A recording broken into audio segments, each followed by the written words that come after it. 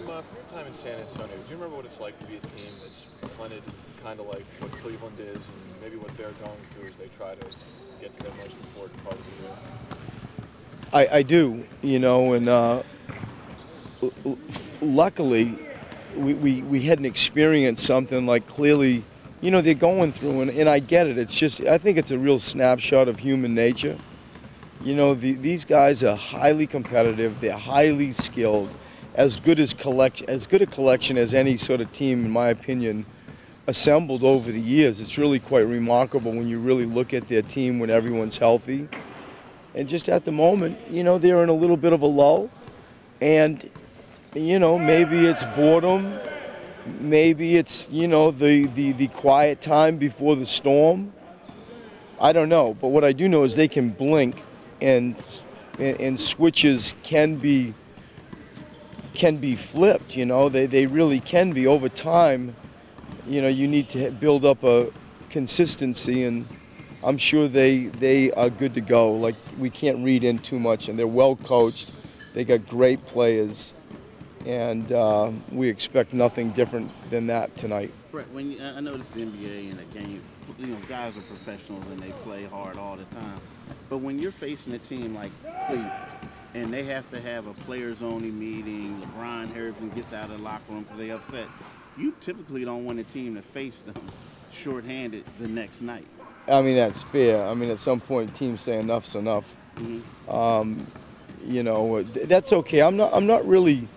I'm looking at it more from our perspective than I am. I hear the angle, and it's true. And because they, lost last night, or lost a few before, it's a natural question. My head's just not even close to being there. My head is still around us. I'm worried way more about us, trying to repeat what I thought we did a pretty good job of against Atlanta. Mike, just lost his breath and got all fatigued, giving you that long list of injuries. It took him a long time to get through that.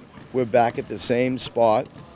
And so you try to just zoom in on us and, like, how can you, find a way to do something special. Without Covington, that would bump Justin up in terms of his minutes a little Yeah. bit. What do you hope he gets out of the opportunity just to, obviously play against a team like this, but late in the year getting some more minutes maybe? I mean, I think it's almost a good timing for him where he started the year, just sort of being thrown into it. He played limited minutes. He had sort of a limited role.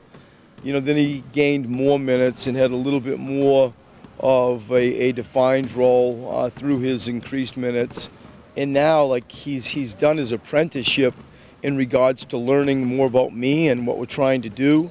It would be so hard for players to just go into a team and, instantly want to perform when you don't know anybody. You don't know the structure. You don't know your teammates or the coach.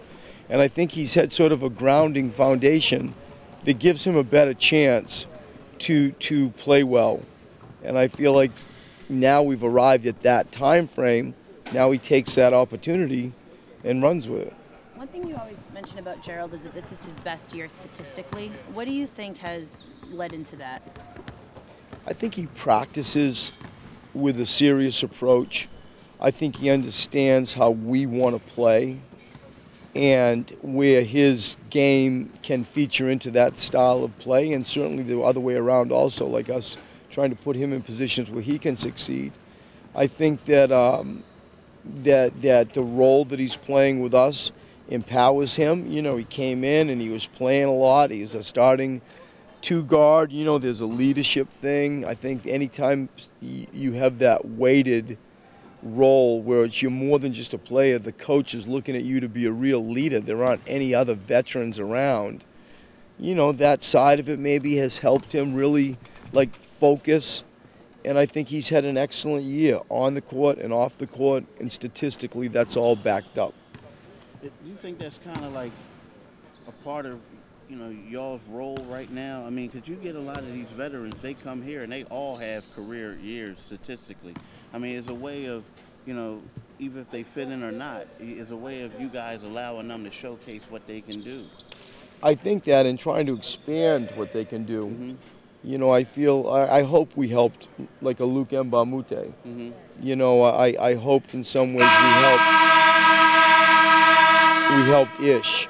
last night I'm watching the end of the Brooklyn-Detroit game, and Ish has a pull-up, which was his game, but then he hits a big three.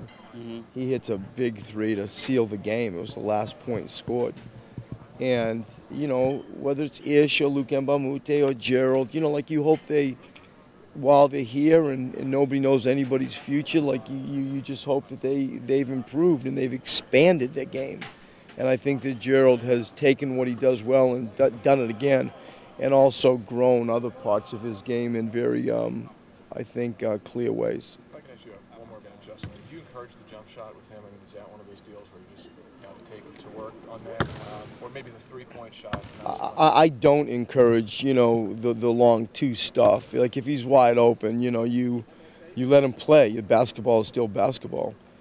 Open shot, clean look, that still rules the day. I don't care what part of the floor it's on. You got a clean look. They're rare in the NBA. That still rules the day. But we're really trying to expand his three-point game and how he prepares to receive a ball. His footwork leading into his three, his hand positioning leading into his three, all those types of things to set the stage, the launching pad, the foundation of his shot is where we're going for. What we're going at the most, can we try to decrease his dip where he catches a ball and how far he dips it, like can he catch and shoot where he receives it, those types of things are where I see he needs to improve at and where we're focusing on.